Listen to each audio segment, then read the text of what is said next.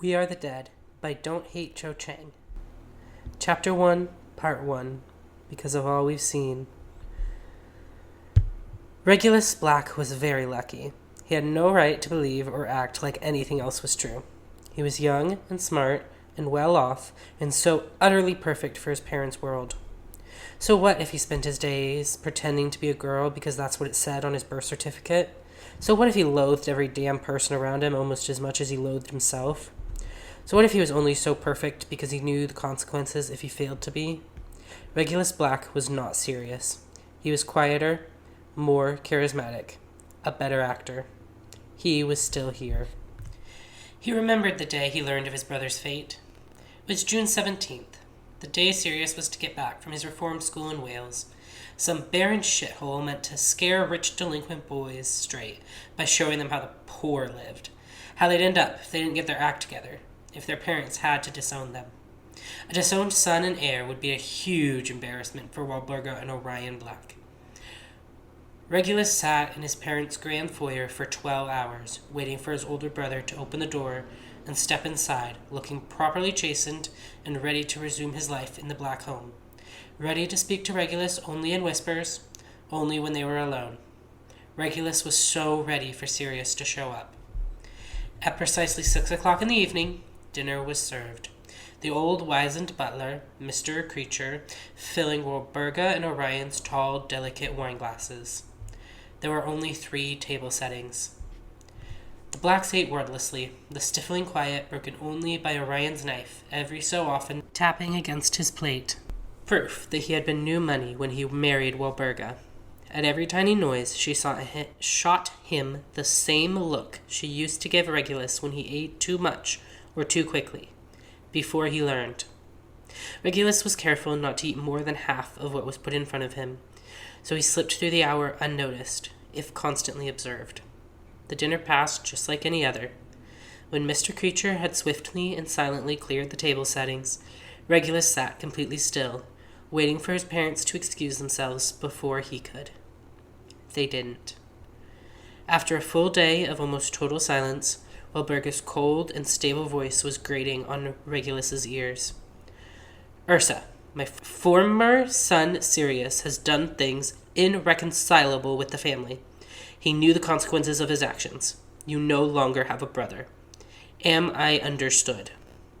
Regulus fought to keep his voice stable. Sirius. Gone. Yes, mother. There, barely perceptible. Regulus's voice caught on that last syllable. He knew immediately that Walburga had noticed. Her eyes lit up with a vindictive glow they sometimes got, the only emotion Regulus ever saw from her. You're 14, Ursa. You must get over such silly attachments. It is unbecoming of a well-bred young woman to... Here Walburga's voice grew slightly higher. You are not a poor little damsel in need of anyone or anything. You are not to disgrace the family by acting like you are. Regulus nodded stiffly, keeping his eyes blank. He understood. She was more right than she knew. Walburga stood abruptly and walked towards the room she had so often dragged Sirius into when he talked back, looked uncupped, or otherwise behaved in any way unbefitting the Black heir. Regulus stood and followed. He'd learned long before that it was better to go willingly of his own volition than to be taken. He could maintain control. Regulus retired silently to his room. He closed the door softly, careful to muffle the click of the doorknob sliding into place. He looked at his screaming fingernails blankly, knowing they would look normal, manicured to perfection the next day. There would be no evidence of his mistake. Regulus only had marks in one place, hidden away in the crook of his arm. He had put them there before he understood what it was to be tainted, and now they would never go away.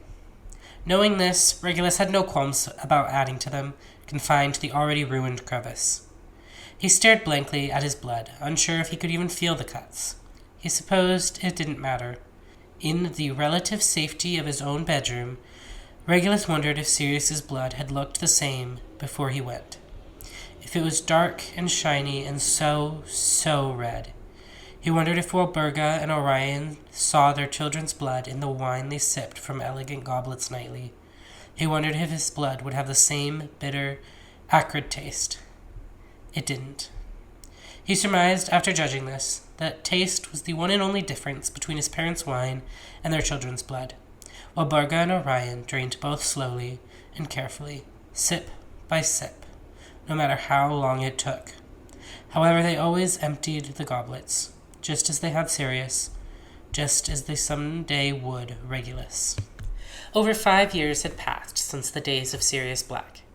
He had been there, and then he wasn't. There was no trace of him anywhere. Regulus hid it in himself. You see, Regulus Black was very lucky. He was still alive. He was allowed to attend college, as a high-class woman was to be well-educated, even though she would never be anything but a wife. Regulus learned at school that his upbringing was unnormal. He learned his roommate Pandora liked herself. He learned that her friend Barty very openly hated his father. He learned that Barty's roommate Evan chose what he wanted to do, even though his parents disapproved. Regulus learned that he wanted to be like them. He learned one more very important thing. Pandora dragged Regulus out of the comfort of their dorm, claiming that you can't be a good writer, no offense, dear, if you've never experienced shit. Apparently, staying at the same desk, staring at the same Word document on the same laptop all day was obsessive and rather concerning Reg. Despite his whining, Regulus was more than willing to get lunch with his best and only friends. They were assholes and he loved them. They were settling into their usual booth of a disgustingly aristocratic Italian bistro where Regulus loved to waste his parents' fortune. There was a loud sound, like a fork dropping onto a plate, followed by a harsh, almost violent laugh. Regulus couldn't stop his head from instinctively snapping up, couldn't stop his spine from straightening, his eyes scanning the room for the offender. That's when Regulus Black had a revelation. He learned that Sirius Black was not dead.